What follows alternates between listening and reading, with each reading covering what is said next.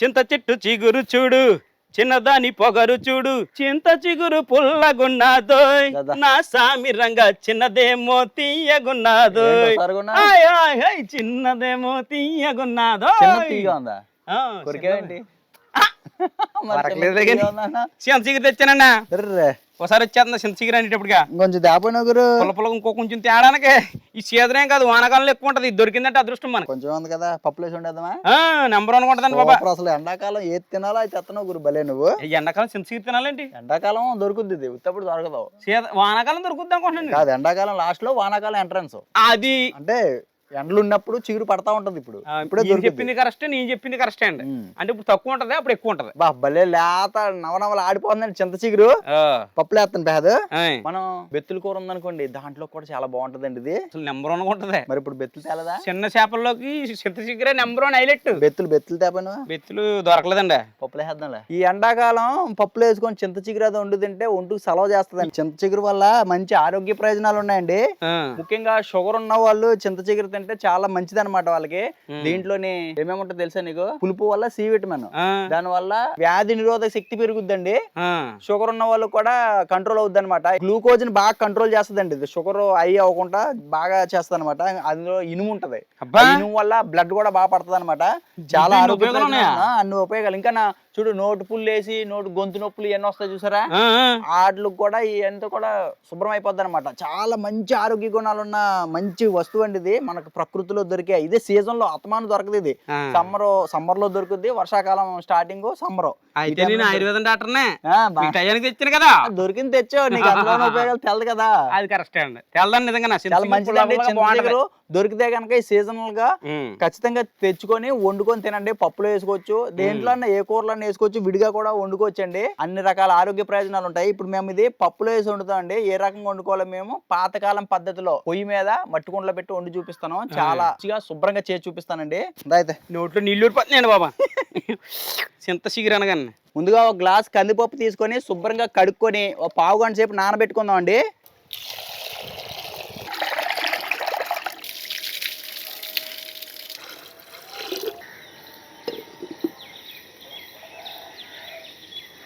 బాగారు రెండు పొయ్యిలు ఎత్తుంది కందిపప్పు ఒక 20 నిమిషాల పాటు నానిందండి నానితే తొందరగా ఉడుకుద్ది అనమాట దీంట్లో ఒక అర చెంచా పసుపు వేసుకుంటున్నాను ఉల్లిపాయలు పచ్చిమిరకాయలు పప్పు కాసేపు ఉడికిన తర్వాత వేస్తానండి పప్పు ఉడకబెడదాం కాసేపు పప్పు చింత చిగురు కూరలోకి ఒక మీడియం సైజులో ఉల్లిపాయ తీసుకున్నాను ఒక 2 టమాటాలు ఒక 7-8 పచ్చిమిర్చి అండి ఇవన్నీ కూడా కోసుకొని పక్కన పెట్టుకుందాం పప్పు ఉడికే లోపు ఉల్లిపాయ చీలికలు కావాలండి ఈ పచ్చిమిర్చిని కూడా ముక్కల కింద చేసేసుకుందాం అండి టమాటాలు చిన్న ముక్కల కింద కోసుకుందాం ఈ చింత చిగురు శుభ్రంగా కడిగేసుకొని ఈ కాడలు లేకుండా ఆకుల వరకు తీసుకుందాం అండి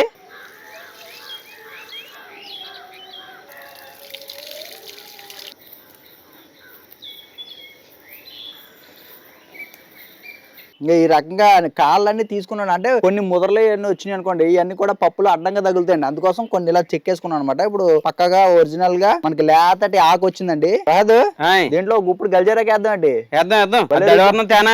భలే రుచి ఉంటుంది మా నాన్న వేసి చిన్నప్పుడు వేసుకుంటారటండి గల్జేరాకు దేంట్లో వేయచ్చు బాగుంటది అంటారా సూపర్ గా ఉంటది ఒక గుప్పుడు తీసుకురండి అంత బాగుంటది ఏంటండి గుప్పుడు కడుకొచ్చే ఇప్పుడు చాలు అలాగండి మళ్ళీ పప్పు ములిగిపోద్ది ఇది అది తెస్తానండి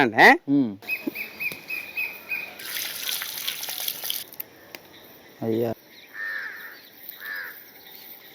ఇక పప్పు బద్ద ఇలా నలుగుతుంది కదా ఇప్పుడు దీంట్లో మనం కోసి పెట్టుకున్న ఉల్లిపాయలు టమాటా ముక్కలు వేసేసుకుందాం అండి ఇవ్వండి ఉల్లిపాయ పచ్చిమిరకాయ టమాటా ముక్కలు చింత చిగురు గల్జేరాకు మొత్తం అన్ని వేసేసాం ఇప్పుడు ఇవన్నీ కూడా బాగా మెత్తగా ఉడికిచ్చేసుకుందాం మనం మధ్యలో నీళ్లు సరిపోవు అనుకుంటే కనుక కొంచెం కొంచెం నీళ్లు పోసుకుంటూ ఉడికించుకోవాలండి పప్పు పొంగిపోతా ఉంటది కదండి ఆవిరైపోతా ఉంటది మీరు కుక్కర్లో అయితే కనుక ఇవన్నీ కూడా పప్పు ఉడక ముందే వేసేసుకొని ఒకటేసారి అన్ని కుక్కర్ మూత పెట్టేసి ఒక 3-4 విజిల్స్ ఏం చేసామంటే మెత్తగా ఉడికిపోతాయండి మన పొయ్యి మీద కాబట్టి ఇలా ఉడకబెట్టుకుంటున్నాను నేను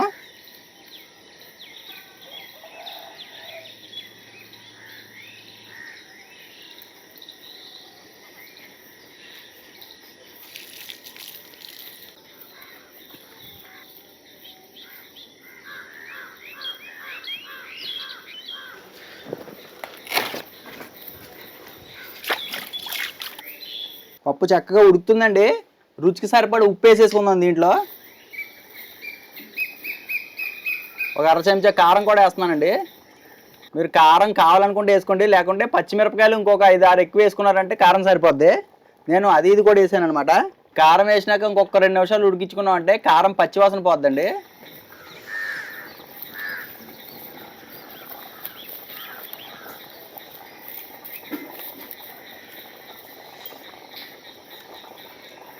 బాగుంది. పప్పు చక్కగా ఉడికిపోయిందండి. ఇప్పుడు దింపేసి పప్పు గుత్తేసి మెదిపేసుకుందండి. కొంచెం పప్పు నాకు బద్దల కింద ఉంటేనే ఇష్టం అండి. నేను ఏం చేస్తానంటే పూర్తిగా మెదిపేయకుండా కొంచెం మెదుపుతాను అనమాట. ఇందులో ఉన్న నీళ్లు కొంచెం ఆ మెదిపిన దానికి చిక్కబడి కొన్ని బద్దలు ఉంటాయి, కొన్ని పప్పు నీళ్ళు లాగా ఉంటాయి అనమాట. పప్పు కొంచెం అటు ఇటుగా మెదిపేసాము. ఇప్పుడు తాలింపు పెట్టుకుందాం. ఒక 2 చెంచాలు నూనె పోసాను, 1 చెంచా జీలకర్ర, 1 చెంచా ఆవాలు, 1 చెంచా సాయి మినపప్పు, ఒక 4-5 ఎండుమిర్చి ముక్కలండి, ఒక 20 ఎల్లుల్లిపాయ రేకలండి, కొంచెం దంచి వేసుకోవాలి, కరివేపాకు.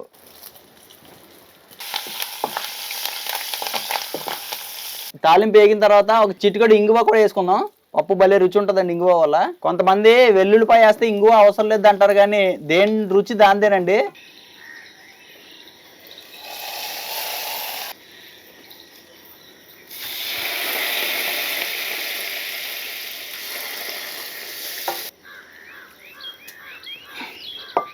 ఎంతో రుచికరమైన పప్పు చింత చిగురు రెడీ అయిపోయిందండి.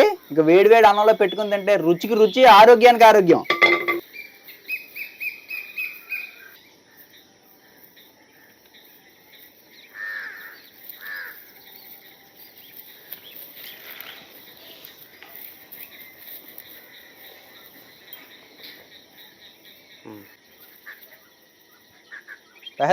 చూడు, పుల్లటి పప్పు చింత చిగురు దంచి కొట్టేద్దాం. పాతకాలం మీ అమ్మమ్మ నాయనమ్మల కాలం నాటిదండి.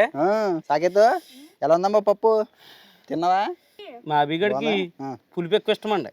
నిమ్మకాయ ఫలంగా తినేస్తాడు. తినమ్మా ఎలా ఉంది చెప్పు. బాగుందా? బాగుందంటండి. నచ్చిందా? కూర్చోలో కూర్చో. వేడి బ్రహ్మాండంగా వచ్చింది.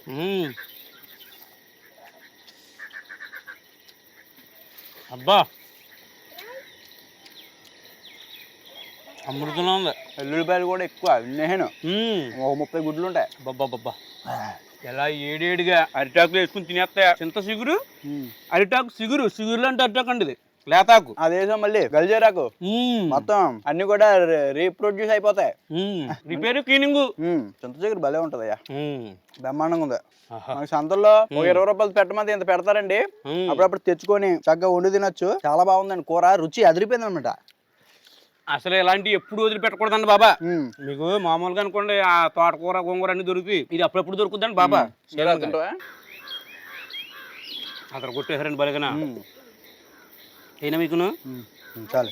అరే పప్పు కావాలా? వేడి అన్నం తినేటప్పుడు చెమటలు వస్తుంటాయి లోపల నుంచి. వస్తున్నాయి నాకు. ఇలాగే తినాలండి బాబా. ఆయాస పడుతూ దాని మీద ఆశతోటి ఆత్రంతో తినేస్తేనే మనకు ఆరోగ్యం అండి. అంటే అదృష్టవంతుడు అండి బాబా. అన్న వండింది అంటున్నట్టు కొండలో అలా ఉండగానే ఇందులోకి వచ్చేస్తుంది ఆకులోకి. చింత చిగురు చెట్టుకు కోసుకొచ్చాం, పునర్నవ ఇక్కడే కోసం, కరివేపాకు ఇక్కడే కోసం. అవును, అన్ని ఫ్రెష్, సూపర్ టేస్ట్ వచ్చేసిందండి. మరి మా ఈ పప్పు చింత చిగురు కూర వీడియో నచ్చితే కనుక లైక్ చేసి మన గోదావరి ఇంటి రుచుల ఛానల్ని సబ్స్క్రైబ్ చేసుకోండి. అభినవ్ చెప్పమ్మా సబ్స్క్రైబ్ చేసుకోమని. సబ్స్క్రైబ్ చేసుకోండి, పైన ఉన్న బెల్ కూడా కొట్టండి. అక్కడ ఉంటదా? పైన ఉంటదిరా, కింద ఉంటది. బెల్ల కింద ఉంటదని చెప్పు. మర్చిపోయాడు. కింద ఉన్న బెల్ల కొట్టండి, కింద ఉన్న బెల్ సింబల్ కొట్టండి. కింద ఉన్న బెల్ సింబల్ కొట్టండి. అది సబ్స్క్రైబ్. బాయ్ బాయ్, ఉంటామండి.